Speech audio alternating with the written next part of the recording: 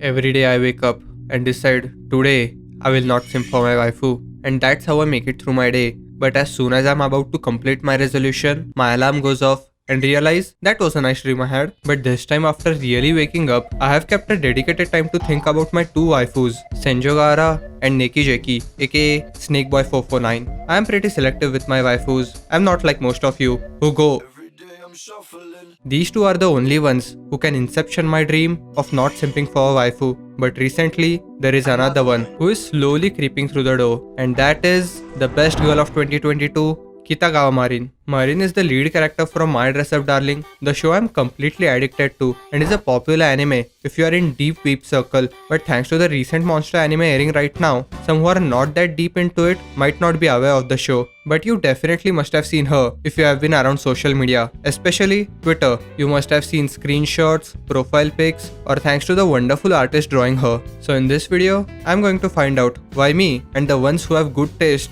are head over heels for her, and why you should watch My Dress Up Darling. Okay, this is not how it looks. As you know, there is a meteoric rise in subgenre of romance anime called This is PG-13 anime, but the situation which these guys are in will make a good doujin fanfic. Uzaki-chan, Nagatoro. Hell, the author of Nagatoro was a hentai artist, and now Dress Up Darling is somewhat in the same situation. When you really look at it, you know what the author is going for. He even retweets and likes some of the cultured art of Marin herself. You can just take a look at second episode, and you can tell the situation they both are in can easily be made into fanfic doujin, and it has already been made. For fuck's sakes, right when I was about to finish recording this video. But all that fan service is only the bait, and as you go further into the story, you stay there for the actual plot. Gojo, no, wait, hello, no, X.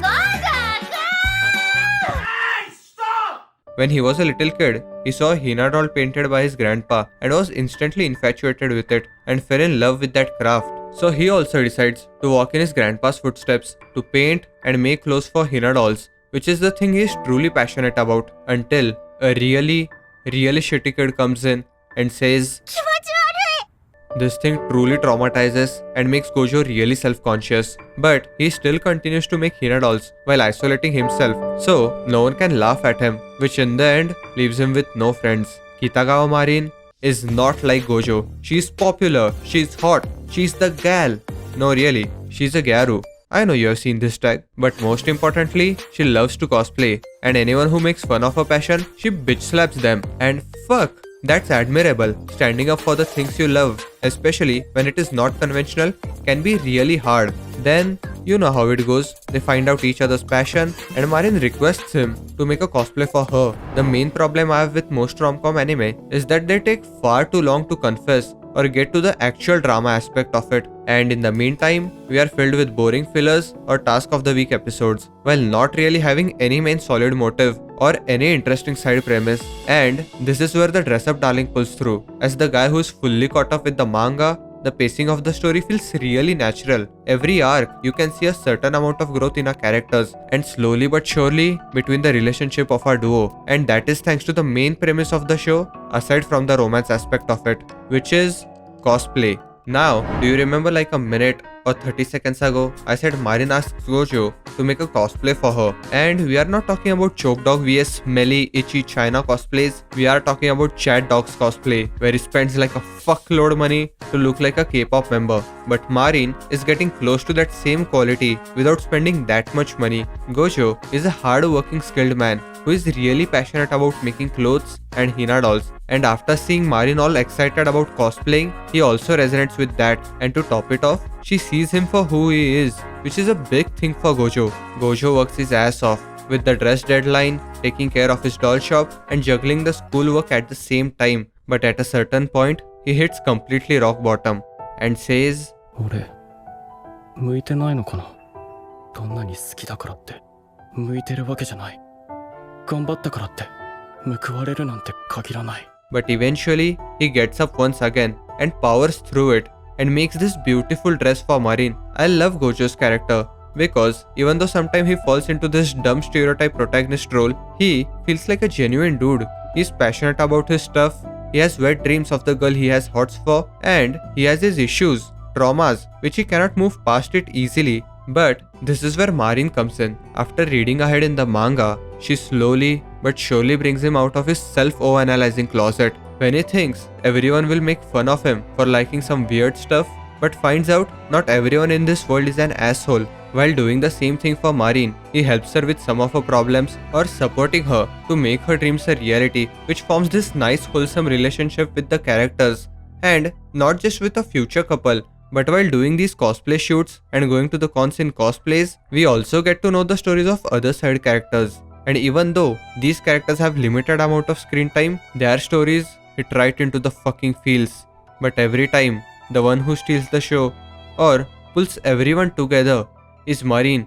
She always tries to make the best of the worst situation while putting on that cute contagious smile, because every time she does smile, you cannot help but smile with her. And later on in the show, you will see she is much more ballsy and cute at the same time. Some people say Marin is overly teasing, or series portrays her in an overly sexual manner, and unfortunately these are not just the Twitter accounts who want brownie points, but in South Korea they censored Marin's ass because she was in a swimsuit. Yes, censor board, now that you have blurred that, I cannot see what is below her waist. This is the dumbest and funniest shit I have seen this week, but it is also a sad moment for South Korean weebs. So F in the comments, boys. Let us all come together and give them our condolences.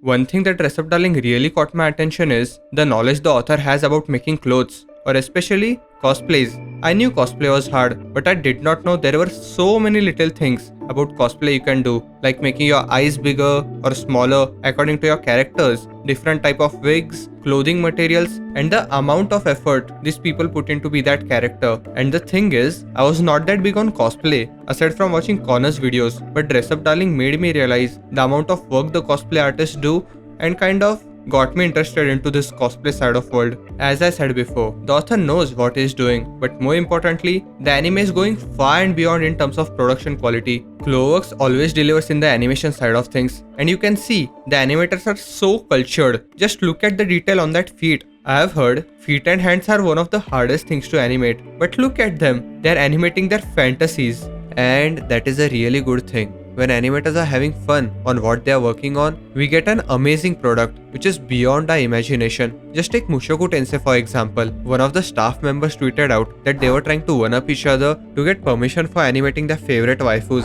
which is hilarious when you hear about it. And I feel to some extent, it is the same for my Dress Up Darling, because you can see it, the passion is just pouring out. And with that, thank you for watching my video. If you enjoyed it, please like the video. It will really help me out a lot. Because when you like the video, YouTube is more likely to push my video out to more people. And if you want to see more of me, then subscribe. And if you are still on the fence, check this video out, then make up your mind. That's about it. See you in the next one.